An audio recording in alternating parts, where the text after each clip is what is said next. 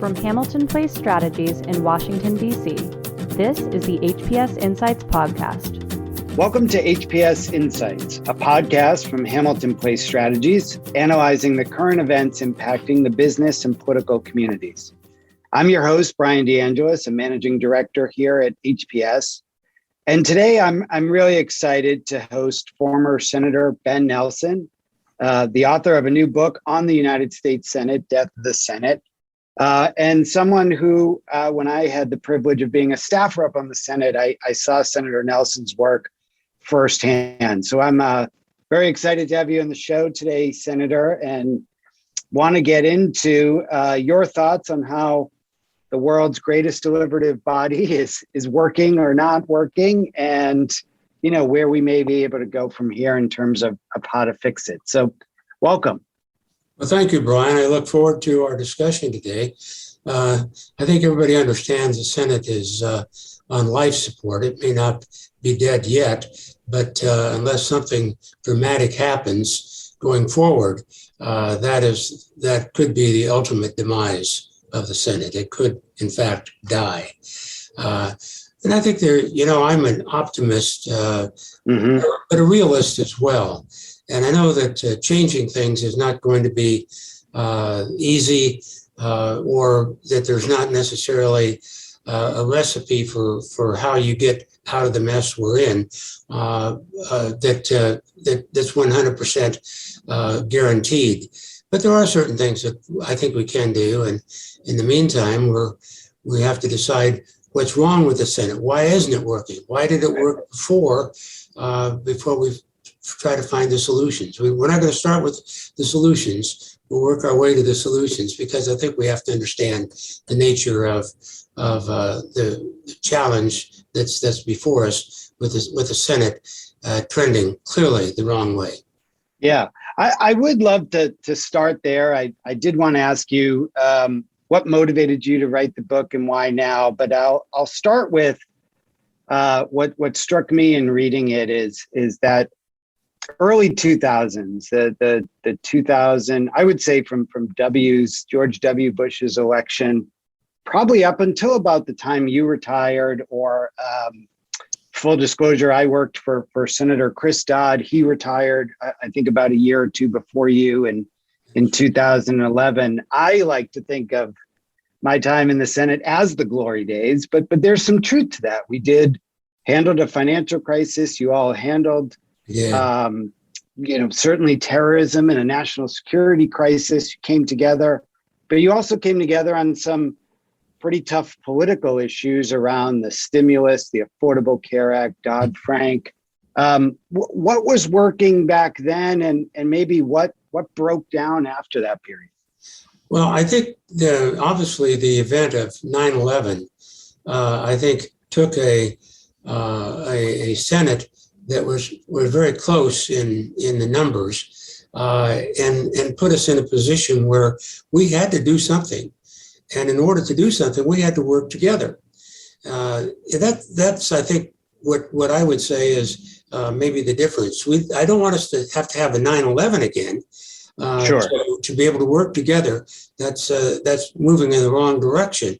But that stimulated it and showed us that we could, when we had to, put partisanship on a skyhook, set it off to the side, and try to find solutions. Now, they might be a little bit left in one way, or politically a little bit right in another way, but there was give and take, and everybody had the same goal, and that was a solution.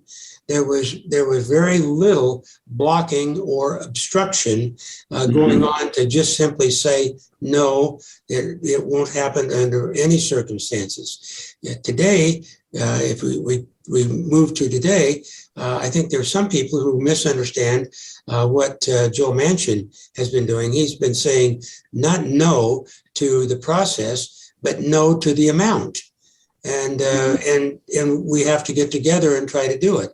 Well, finally, there's been some movement from the other side who is saying, yes, we're not going to move at all. We're going with this full amount. But until they started talking together about it and figuring that they've got to do something, they weren't able to do anything. Well, back Right. then we were able to move forward from one issue to the next, to the next, to the following. And by the time of the end of the George W. Bush, by the time of W's term being over, now we had a great recession coming upon us. So we had to do some things there as well. We had to go to war. We had to fight the terrorists, and we had to move forward with tax issues as well as stimulus issues. And Yeah, we had a great financial crisis, right? That again brought folks together. Now, I think you can point to the Affordable Care Act and some of the legislation after those crises as pretty partisan battles. But I am curious, it seems like we did end the 2000s on a strong bipartisan note of responding to these issues. And then things really fell apart after there. I'm curious, in your mind, was there a final nail in the coffin that just really broke things down? Was it one particular thing, or was it years in the making? I think it was years in the making for the Senate that followed that. But I think while the Senate came together, Congress actually came together and set partisanship to the side and found solutions. I don't think that the public came together. Mm-hmm. I think that the problems of 9/11, the problems of the Great Recession upon us, and the solutions that had to be entertained, spending solutions, the bailout of the auto industry. There were a whole bunch of people, maybe not a large percentage, but a lot of people saying, let it go, let General Motors go into bankruptcy.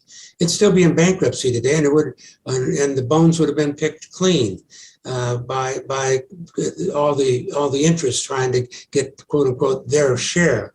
They didn't understand that we had to do something dramatic. I called Warren Buffett, as I outlined in the book, and said, look, is this the right solution?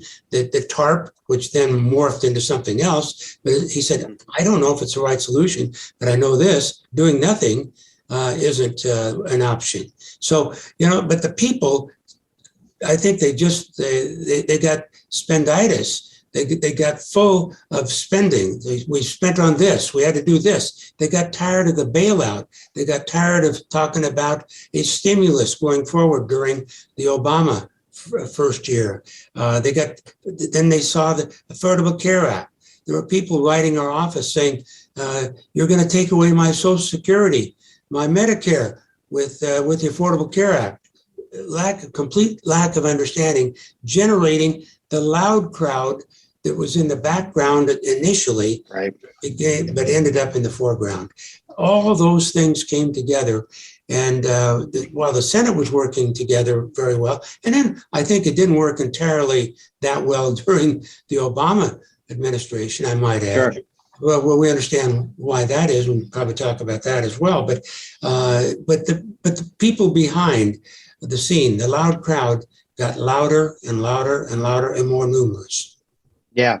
And I will add, and you mentioned this in the book, that loud crowd really started going into their own corners. If you think about the wrestling match kind of metaphor, but after the financial crisis, you had a lot of people who were angry, but in some ways not in a partisan way. They were angry at the financial institutions. They were angry at Congress as a whole.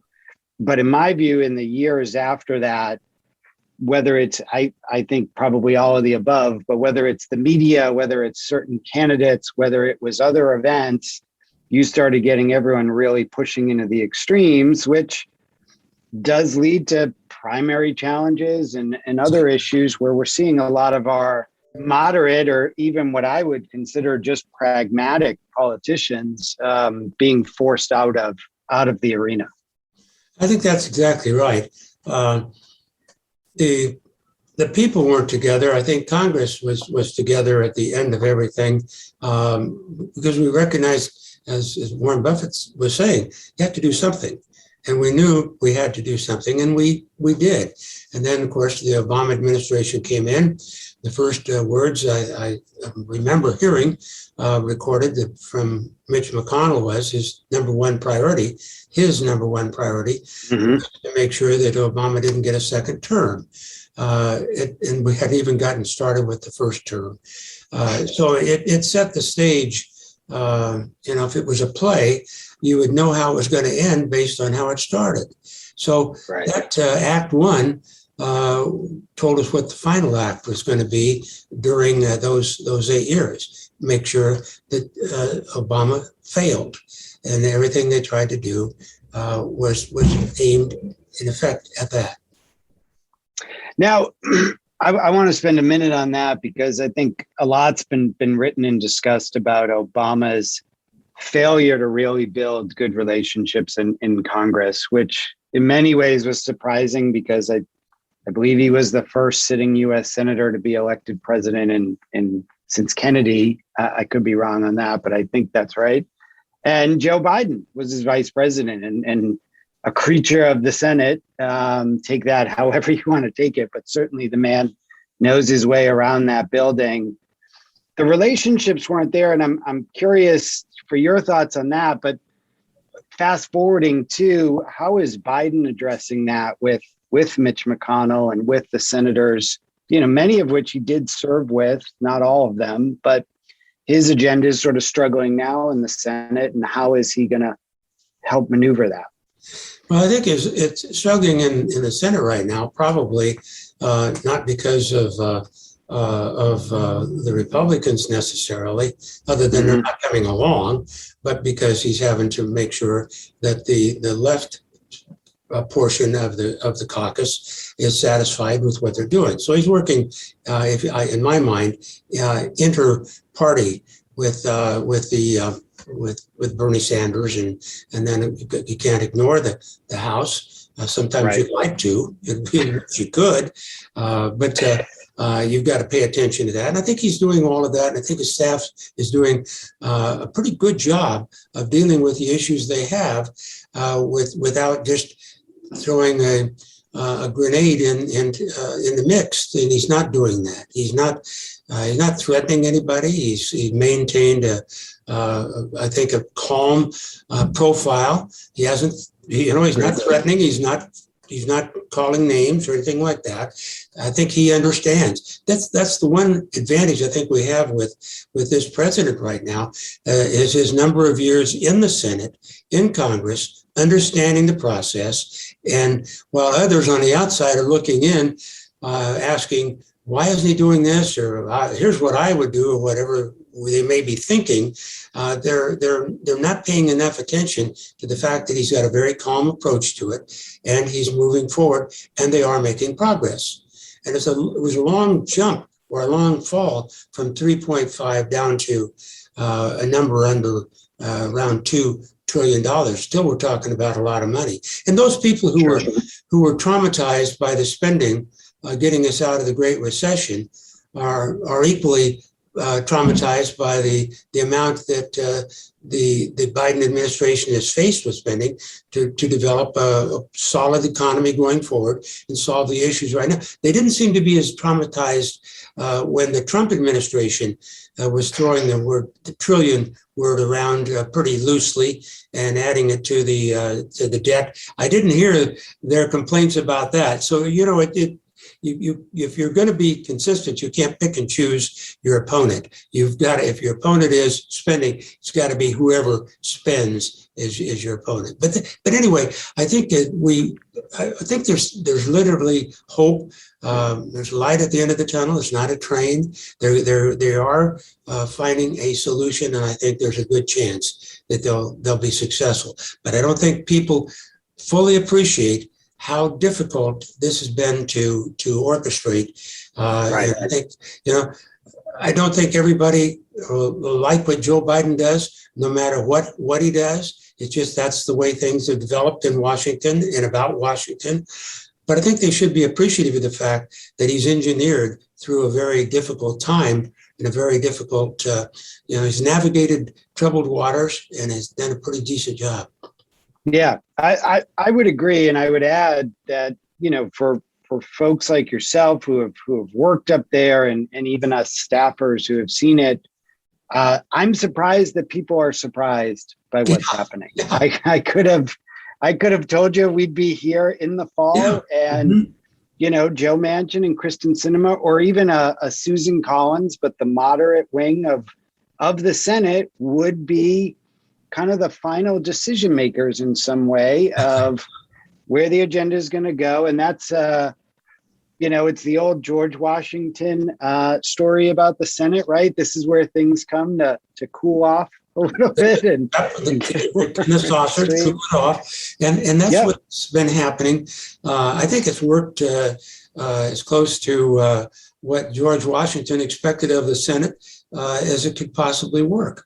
Yeah, but it's never going to satisfy all of the left, and the right now seems to not want to go along because they don't want to be associated with spending or with any success for the Biden administration. Great. Well, let's take yes, I agree. Let's take a quick break there, and we'll be back on in a moment with Senator Nelson, and we'll talk about some of his ideas to fix the Senate. You're listening to the HPS Insights. Hamilton Place Strategies, HPS, is an analytical public affairs consulting firm with offices in Washington, D.C., New York, and California. HPS uses substantive analysis to understand complex topics and create public affairs tools to explain issues to target audiences and reach critical stakeholders.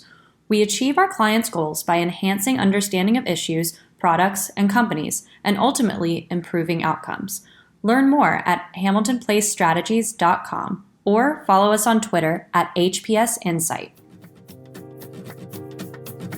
We're back on HPS Insights. I'm your host, Brian DeAngelis, and I'm here today with former Senator Ben Nelson, the author of the new book, The Death of the Senate. And Senator, we talked in the last segment about the problem. We have to address the problem first and what has been happening in the Senate, why it has, really not lived up to what we think is its potential. I think we all agree on that. And Senator, before we get into some of your ideas on how to fix the Senate, one thing I wanted to ask about, I've heard from my old boss, Chris Dodd, and I've heard from some of my colleagues who worked for folks like Senator Shelby on the other side of the aisle, is that senators just don't spend enough time together in Washington. That years ago, when Dodd first got to the Senate, he got 2 plane tickets home paid for by the taxpayers. He could go home in the summer. He could go home for Christmas in the winter. And he stayed here and others like him, and they got to know each other. They got to know their families. They got to discover over dinner or seeing their kids at the park, some of the issues that they could agree on and care about. And now I feel like the Senate has turned into a little bit of the House. They arrive Tuesday afternoon. They head back out Thursday afternoon. There's really not a lot of time to get to know each other. And it's easier to attack each other and criticize each other when, you don't have that personal friendship. You haven't had dinner with them the night before. And I'm curious your take on how senators build those relationships and how beneficial that can be to the institution. Well, it's going to be easy to say, well, they need to spend more time in D.C. There's no question that that's the case. As a matter of fact, when we bought our house, one of the ideas and goals was to find a house that we could entertain in. That my wife, Diane, was more interested in the dining room than she was in my den. So, sure. But we entertained a few times and we didn't get invited back. I don't mean to be accusing anybody of anything other than it just doesn't happen. And part of the reason I think that during the week it doesn't happen is because it's a concise area from Tuesday to Thursday or something like that, so that it doesn't stop at 6 o'clock. It'll go on in the night, and you don't know at the beginning of the day how late it's going to go that night. So when Trent Lott was the Republican leader, he liked to go home and have dinner with Tricia, and so he made sure that we got finished 6 o'clock so he could go home. But when that ended, and then it could be any time, that changed a lot right there. There wasn't anything. When you finished, you went home. You didn't stop with anybody, and you didn't do anything else extracurricular. You just went home. So, and then the second thing is the jet fumes. You started smelling jet fumes Thursday morning, thinking about Thursday, what time we'll get done so we can get on a plane Thursday, so we don't have to spend Thursday night to go on Friday. Those were the factors. And part of the going back home is good. There's no doubt that being back home is extremely important, and I don't want to underestimate that. As a matter of fact, that was one of the first things that I noticed being different between governor and the Senate. Governor, I had the 5 days during the week that I could go to schools and visit kids in school.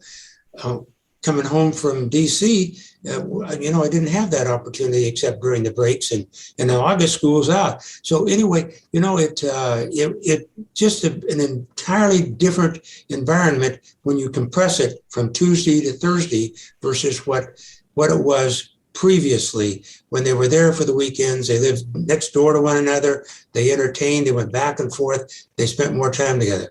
At least the congressional delegation trips, CODELs, as they're called, have to be bipartisan, and bringing several senators together, and then sometimes with spouses in safe areas. May seem like a junket to a lot of people, but it exposes people within the Senate to one another and staffers as well. So the more time you spend together, one would think that that'll break down some of the barriers, because people will know others as people, not just as they are on the floor of the Senate. Consequently, that has to be addressed at some point in time. The leaders have to ask the question, how can we avoid having this big money for elections and stuff like that, campaigns? You can't ignore that. And when you go home to campaign, there are just so many, if you will, obstructions to being able to be in DC for longer periods of time. But there has to be a way to address that. Yeah, I agree. There's too many demands on senators these days on the fundraising and political side. I loved another idea you mentioned in the book related to this, which is to bring together both sides of the Senate for a weekly luncheon. And yes. I know that the luncheons used to be a bit more popular back in the day. I don't actually know if they were bipartisan, but I'd love to hear more about this idea, because I think that for many of the merits we just discussed, that's another kind of relationship building exercise that folks can do. Well, it works within the caucus because the Republicans have their lunch. I think it's now on Wednesday. That was so people could come back on Tuesday. It used to be, I think, on Tuesday. It used to be Tuesday. That's right. But let's move it to Wednesday because we don't want to travel back on Monday if we can travel. Anyway, I think people understand how that happened. But then Thursday, I don't care what day it is, Thursday, if you would just bring people together, you'd have to, maybe you start off sitting at your own bipartisan numbers at your own table, partisan table. Now, we do have, or did have, when I was there, did have get-togethers with spouses. It was bipartisan. Maybe you went to the new library, or maybe you went to someplace else. You had dinner together, and you didn't sit in a partisan way. In other words, you intermingled. The D's and R's and wives who joined the Senate spouses, or the husbands who joined the Senate spouses group. You just moved, you met, you interacted. There was a lot of interplay that way. Well, that only happens occasionally. Whereas if you had a weekly luncheon that both sides came to, there'd be discussion. I I can promise you, and there would be discussion. Somebody would start talking to somebody else. Maybe not the first time, second, but eventually become pretty commonplace. Well, what do you think about this? Or I've been thinking about something that I think will work here. What do you think? That kind of discussion at table. That's going to be something more popular to talk about.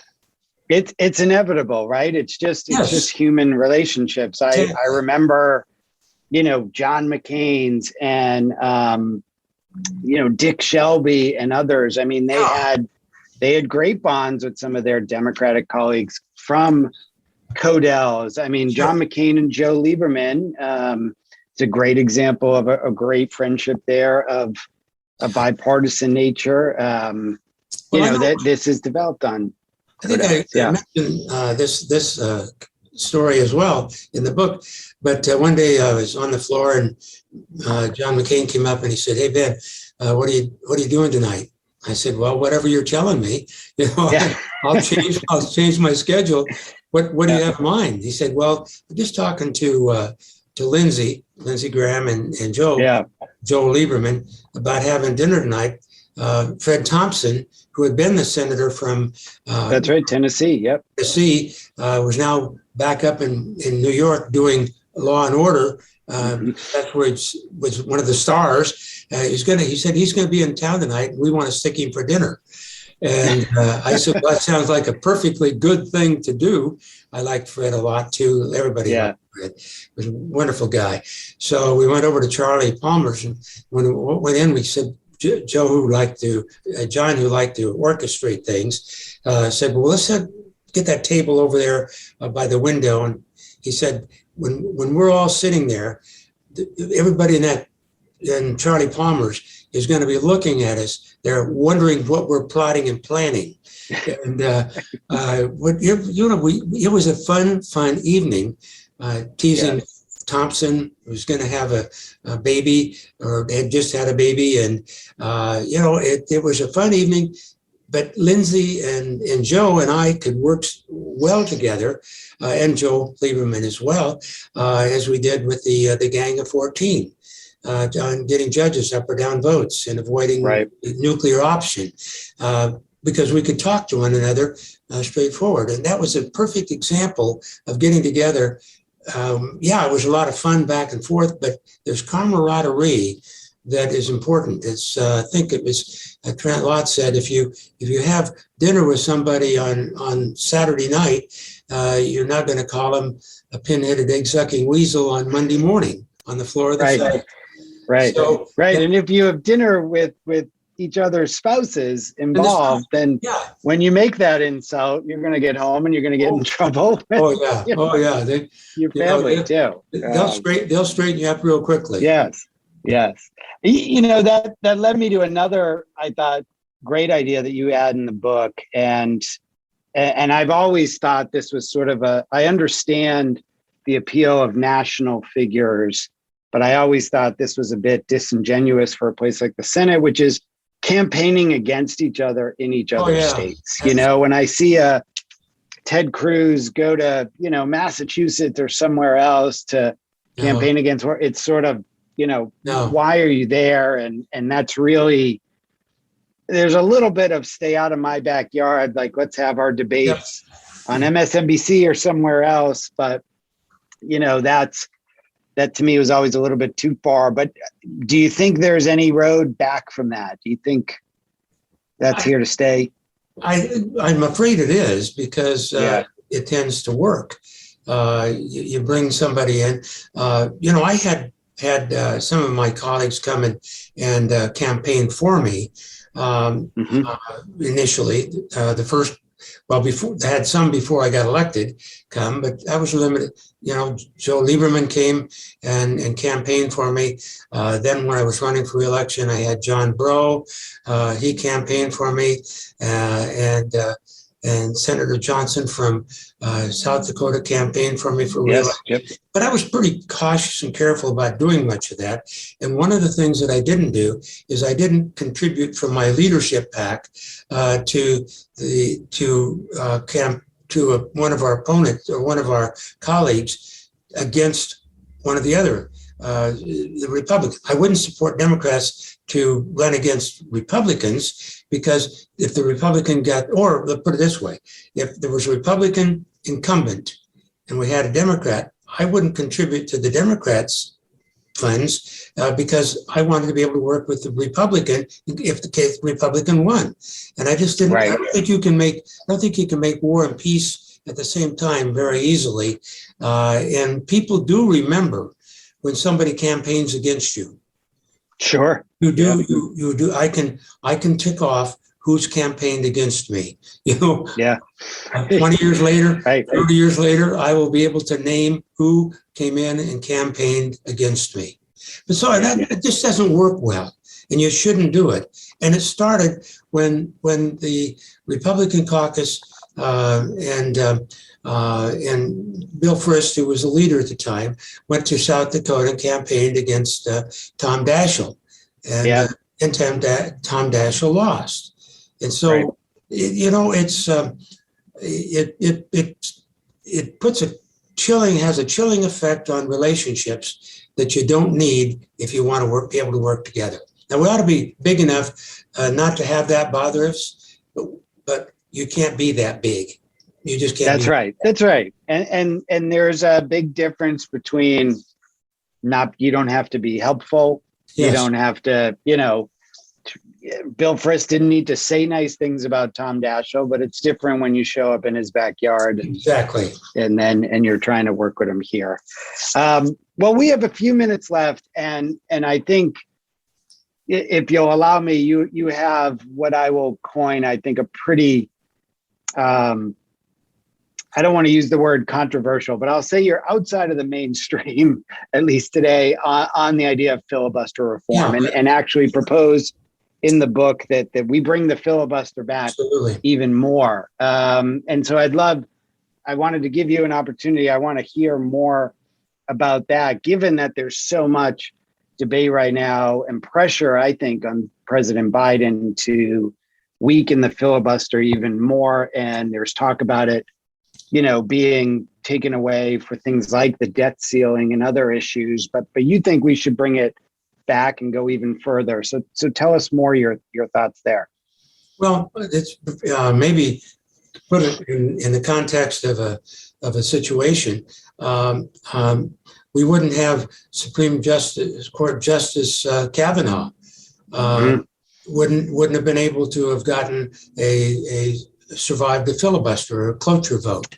That was a great story in the book. I hadn't heard that before, but it's important. It's really true. The Gang of 14 decided that we ought to give judges up or down votes. We shouldn't use the filibuster on each and every nominee from the president, and I still agree with that.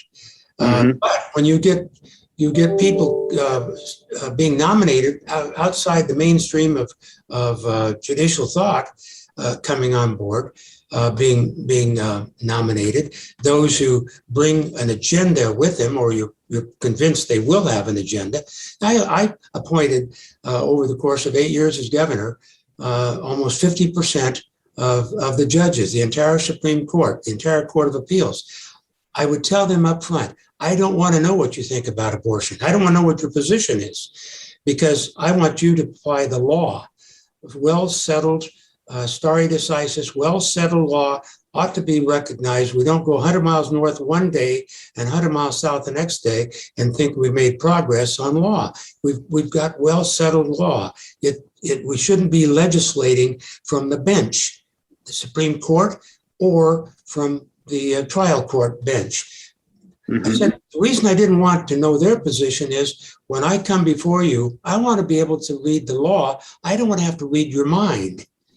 I want to know what the law is. And so maybe I'm old fashioned, but that's the way I felt about it. Well, giving judges up or down votes makes a lot of sense, unless they're way outside the mainstream or there are other reasons not to.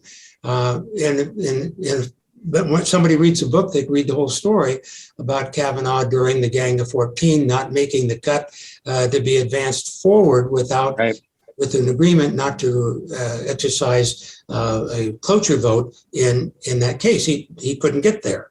Well, A few years later, he comes up. We don't have the filibuster, and he slides through. So the Did it filibuster. surprise you, some of that Gang of 14, Lindsey Graham, Susan Collins, they ultimately supported him. Did that surprise you? And is that a reflection of just how partisan and political this has gotten?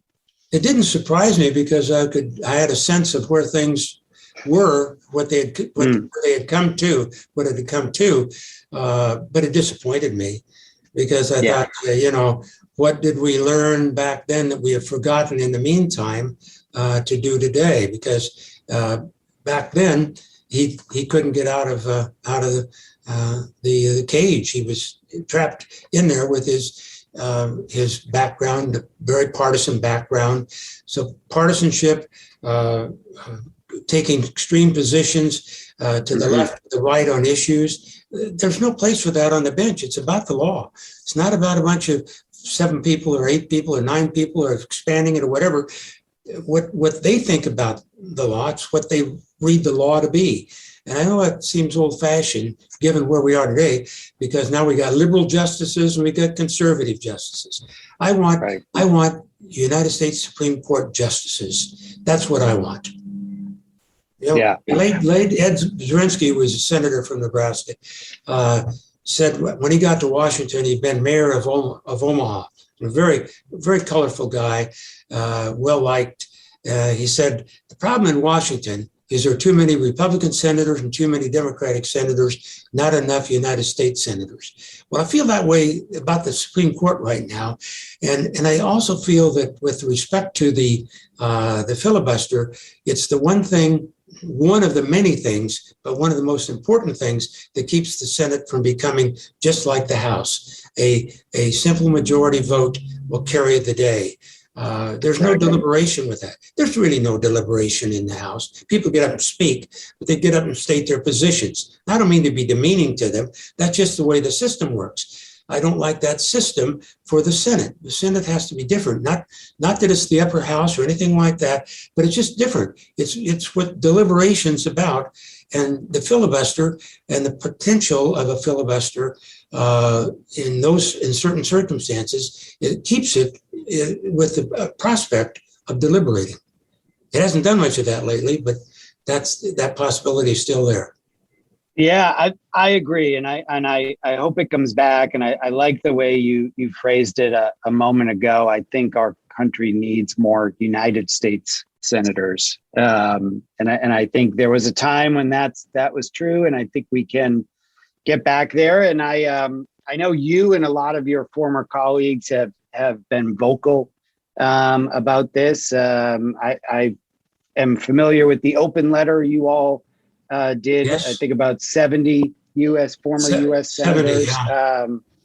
It's a fun fact. It's actually framed in my home office because I helped Senator Dodd get that over to the Washington Post. But that was an important message, and I hope the senators today and our future senators are listening to you all. But we'll leave it at that. I really appreciate you coming on the show, and I strongly encourage all our listeners to check out Senator Nelson's book. It's got a lot of great stories and more importantly, I think some great advice for today's senators and staff and others who work up there. So appreciate you coming on. Check out the book, Death of the Senate. It's been an honor, and I thank everyone for tuning into another episode of HPS Insights. Thank you, Brian. Appreciate it. Thank you, Senator. Thank you for listening to the HPS Insights podcast, produced by Hamilton Place Strategies.